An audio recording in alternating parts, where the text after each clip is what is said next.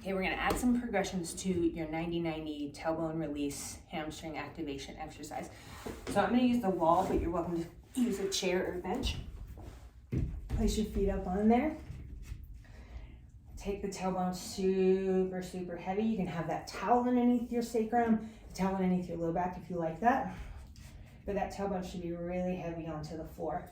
I'm gonna push my feet in, drag my heels down, finding my proximal hamstrings. And that ball, block, towel, whatever, between your knees, which is gonna help to open the sit bones apart from each other. So you're in that position. Now, we're gonna add a hip shift. This is gonna work on the femoral glide, so the glide of the femur in the socket, the glide of the hip joint. We wanna put our thumbs on these really big hip flexor tendons. Those are not what's moving us. So you're gonna pull down. I'm pulling down with the left, so now my right is higher. I did not push my right up. I just pulled my left down. I'm trying not to use these hip flexors. I'm using deeper hip flexors, iliopsoas. So switch, pulling the right one down, now my left one's higher. I'm trying to turn off those big hip flexors. I think the exhale helps because it gets you deeper into these deep muscles versus just pulling with these hip flexors.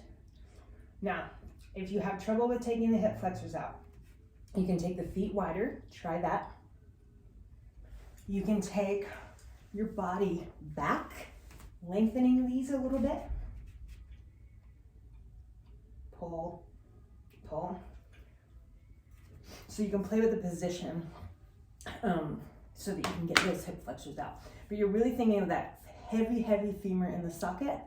Switch, heavy, heavy femur in the socket. I'm pulling down with one, keeping the other one pretty stable. This makes my sacrum not move a ton. So if I was really pushing up, I'd be twisting at my pelvis. So instead, think of pulling the femur into the socket, release, pulling the other femur into the socket. So my sacrum stays pretty level.